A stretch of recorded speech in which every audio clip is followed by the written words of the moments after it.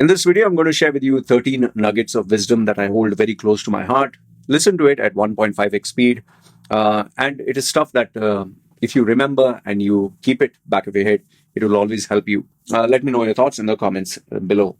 Let's start. I happened to hear this from a YouTuber who said that you would have 99 problems in life which you would be worried about, but the day you have one health problem, you forget all the 99 other problems. You'll only worry about health. So health is exceptionally paramount. Make sure that you preserve it, maintain it, because it is like glass. The day it develops a crack, you can't repair it. And if it breaks, you can never fix it.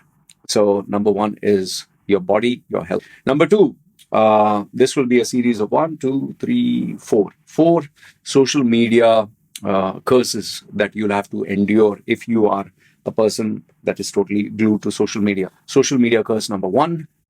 If you go on social media, you will constantly want to upload your photographs, your videos, your messages. What you're trying to do is seek validation. What you're trying to do is seek, the likes, the engagement. You're trying to show people, hey, look at me, look at me. What it is doing is it is giving you a false sense of self-worth. Because remember, the day you vanish from social media, nobody is going to remember you. If you're doing it as a business strategy or as a revenue generator, that is different. But if you're doing it just to share stuff, well, you're doing it to seek validation and feel a sense of importance, which is not at all true in the real world. Because in the real world, you'll never show someone, see, listen, this is the food that I ate. See, look at the chicken, look at the potatoes, look at the cake. You're not going to show them, see, I have a Starbucks.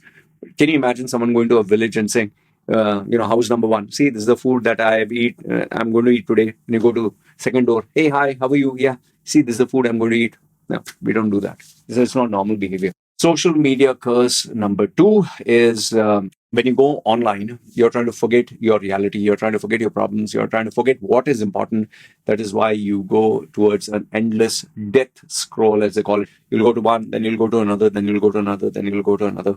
And this will actually cause long-term harm, not psychologically, not forget the dopamine. It's like instead of focusing on what is important, studying or your work or being mindful about what you're supposed to do right now, you're just, killing time, which you can never get back. You can never get that 1 hour back. Just imagine if every day you had to spend 1 hour, 100 days, it's 100 hours. So you could have done something, develop a new skill, invest it somewhere, study something, or do something worthwhile, or even if you want to have fun, there are so many other ways that you can invest. What are you doing by this addictive, manipulated neuroscientific kind of weapon that these social media companies use? Because remember, you're making them rich. Social media problem number 3 is, curse is you will kill time, which I said before. And time is a resource that is so priceless. You will not understand the importance, especially if you're young or in your 30s or even in your 40s. You'll not realize the value. Ask someone who's in their 60s, who can no longer get a job, who's retired. Ask someone who's on their deathbed. Ask someone who is, 60, 70 years old. They look back on time and say, man, I wish I'd spent it that way. I'm not trying to get very guru kind of philosophical, give you, om kind of wisdom, but this is reality. You and I can never go back to our school days, college days. We wish we could go back in time and do things, invest in things or learn things, which today we regret. Social media curse number 4 is the problem with social media is you're constantly looking at others. So when you look at others, you look at what they are buying, you look at how they live, you look at their house, you look at their car, you look at their wife, you look at their girlfriend. And whether you believe it or not, it will affect you. It'll make you want to buy things. And remember how the algorithm is designed, that what you check, they will tend to show you more of. If you are checking, like I used to check video games, it kept giving me ads of video games. When I would check for, let's say, the touch screen laptop, I just Google search, how is it? It kept bombarding me to the extent I actually went out of my way to spend 4 times the amount. I had to pay tax plus import duty, whatever, to get it. And it's lying down here. So the algorithm brainwashes you into wanting, what you tend to search online. And there's no escaping, because if you are on a phone and it's connected to the network, and then my entire family, they'll get the same ads. Yeah. So just keep in mind that you look at others, you look at other products, the algorithm will manipulate you and it will change you, it'll impact you. Just try this serious experiment. Try to go dark online. Delete For example, if you are not making money out of or a living out of social media, delete all your apps. Just have a dummy phone. A dummy phone or a dumb phone is you just use it to make phone calls. That's it. No Instagram, no Facebook, no YouTube, no nothing. Even YouTube. Just see what happens to you. See how do you think of time. See how that will impact you. Trust me when I say this. I have practiced this not many times in my life, but I just went like complete switch off. Like if I would use social media, it would be to upload content, but nothing else. Okay, and I would spend the time with the phone, like not connected to the internet, just calls if any. And man, you really start thinking. That is why when I spend time sitting a couple of hours with no stimulation, no music, no videos, no nothing, not talking to anyone, you start thinking a lot of things which you didn't want to think, or you should have been thinking, or you'll get ideas that you never imagined. That is why there are some of these, yoga kind of ashrams where they don't allow you to take your phone, they don't allow you to take anything else. You are staying all alone without even a Siddha Samadhi Yoga has this where you don't talk to anyone. You're not allowed to talk to anyone. You just have to be silent.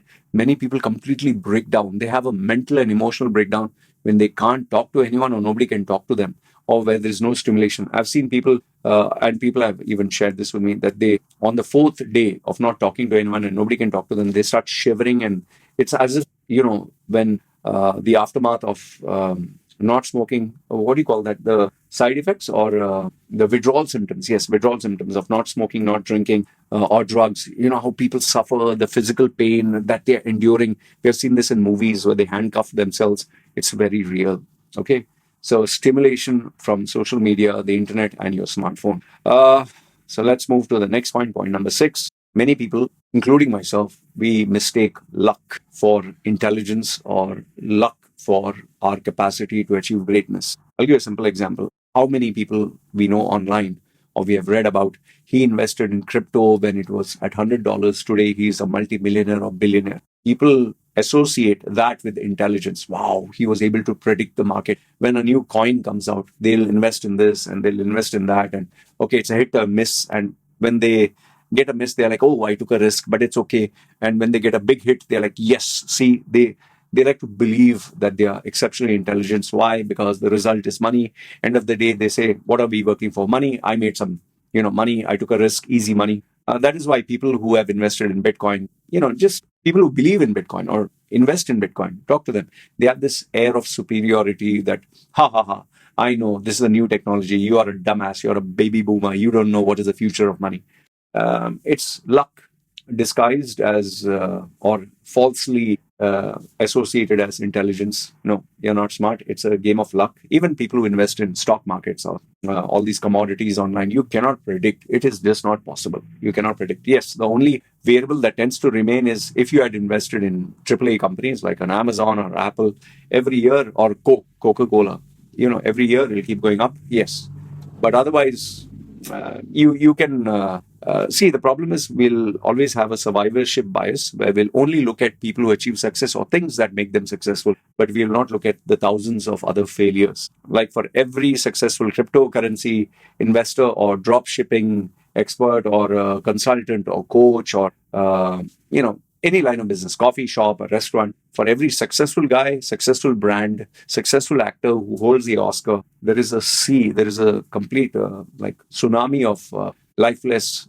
dead bodies, as you call it, failures. Okay, so don't associate that is your luck for your intelligence or your capacity to achieve greatness. Number 7 is, they say tough times don't last, tough people do. You can reverse that statement and also remind yourself good times last. Good times, may not last forever. I don't know if good people do, but I was reading, this book, The Psychology of Money. The last chapter is pretty insightful, where they speak about people who, when they fought the wars, that time they didn't buy anything, they didn't invest in anything. Why? Because they're fighting the war. Once the war's all finished and they all had to come back home, millions and millions of Americans, they realized, oh, I need to get a job. Oh, I need to, get married. I want to settle down, want to have a family. They didn't have a house. They didn't have anything.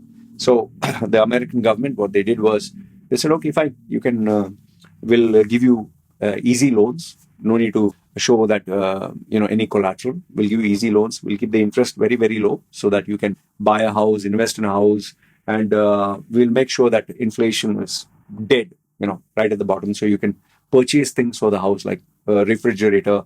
We'll even give easy car loans with very less interest, so you can buy a car. So everyone started to build their life. Everyone got things on credit, and jobs were being created. So everyone was in a very happy place. You could literally buy a house and you could pay it back within 10 years.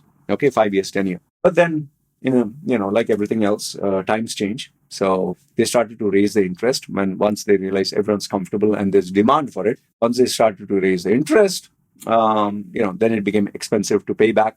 But the people of the next generation who were born after 10 years or 20 years, they kind of saw everyone having a house and everyone having a car and everyone having a good life.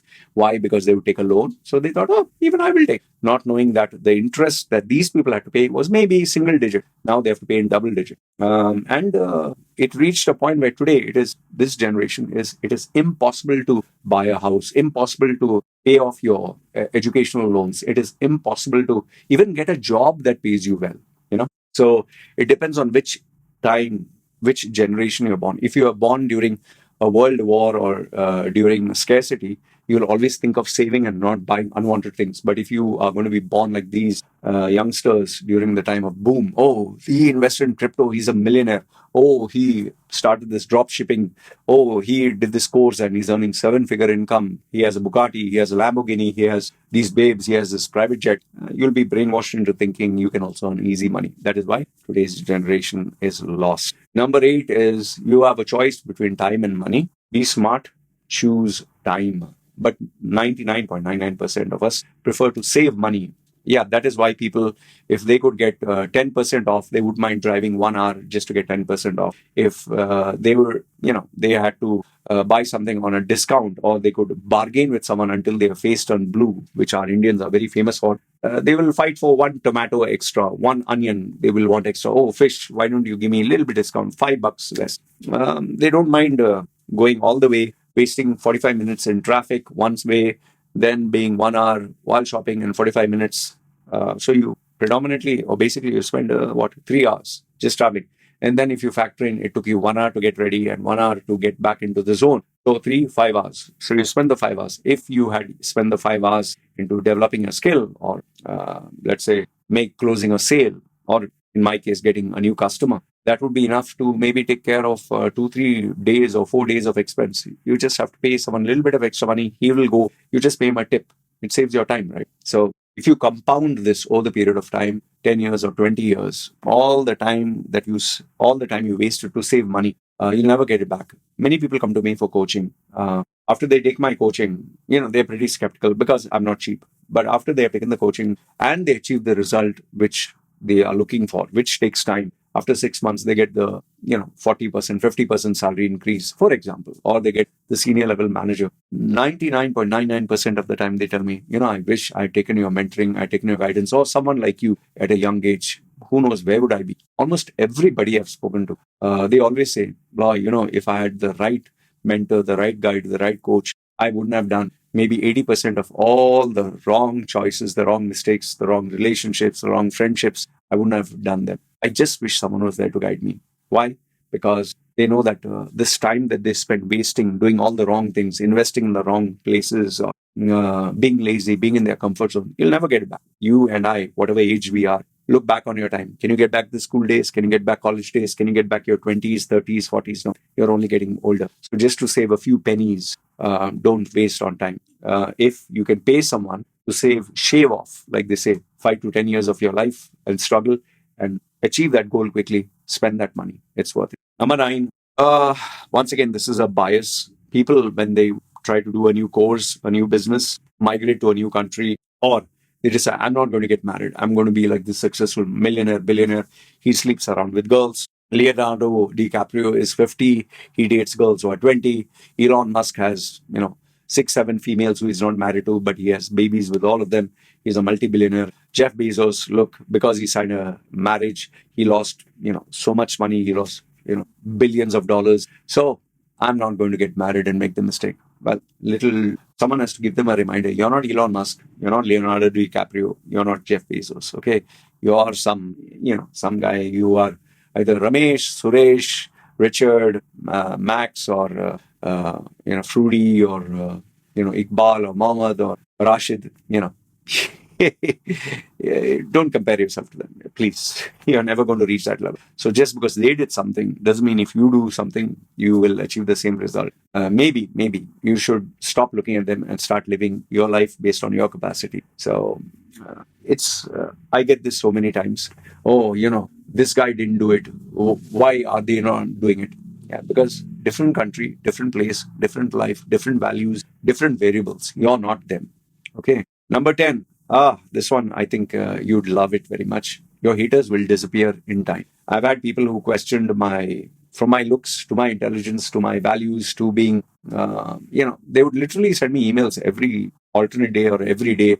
You're a pathetic loser. How much are you earning? You're a piece of shit. You're this, you're that, whatever. Some of them would stalk me. Some actually still do stalk me, even after 10 to 11 years of being online. Well, stalkers have come and gone. Haters have come and gone. But my life has remained the same. My brand has remained the same. My earning capacity has, kind of gotten better. But they have disappeared. Why? Because either life has thrown new challenges at them, or their responsibilities have they increased. Maybe they've got married. Maybe they got children.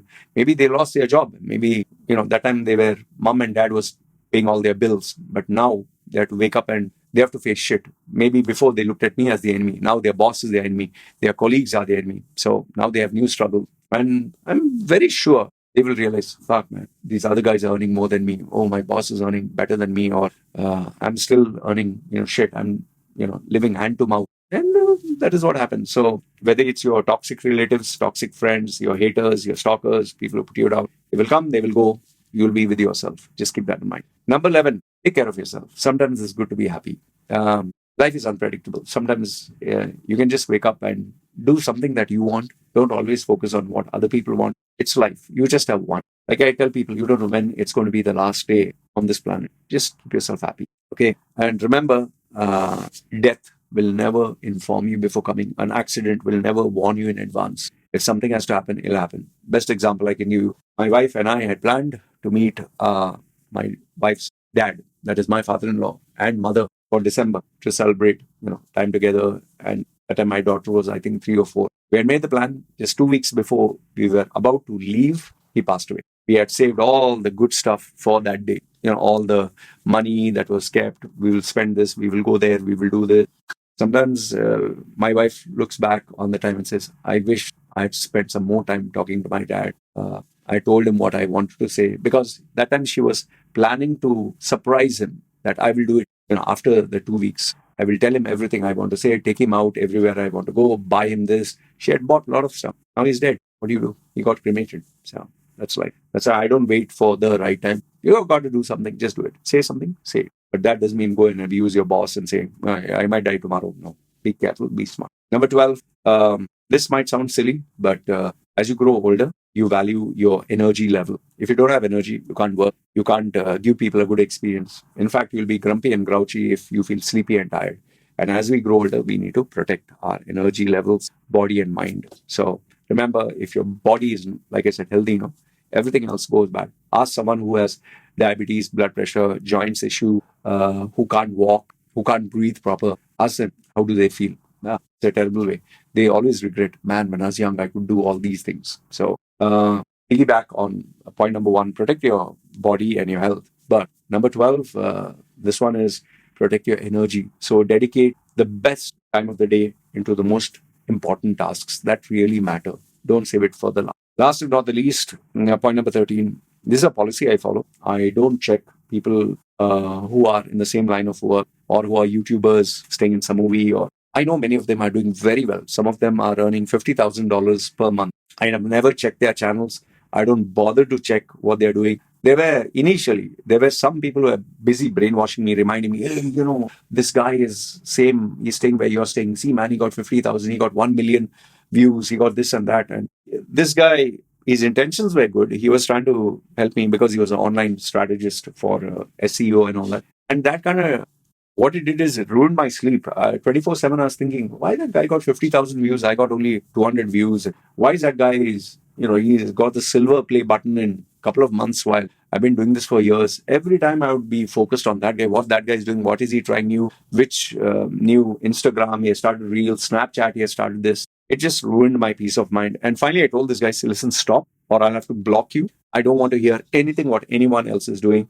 You just even don't talk about me. Will you just talk about you? And I stopped. I had always made this policy because when you see others, and if they're doing better than you, it impacts you. Maybe you feel bad. Maybe you feel depressed. So for some people, maybe they get motivated, but for me, I don't need that. So I made a policy. I don't bother who's getting what views, how much money they're making, who they are with, where they travel, nothing. Even when I post online, I never check other people. That's why I've never, right from a very young age, I never check what other people are doing online, whether Facebook. I don't check any of my ex-girlfriends. I don't check any of my old people. Why? I don't want to know. You're doing good, good for you. You're doing bad, bad for you. Unless, of course, there's a shocking news, someone died, met with an accident. Okay, then maybe you're concerned. Otherwise, I'm very happy because they say, no, comparison is a thief of joy. So I hope these 13 points of wisdom gave you some insight. Let me know which one is your favorite, good, bad, ugly. Love to hear from you. This is me signing off. You guys take care. Yeah, bye.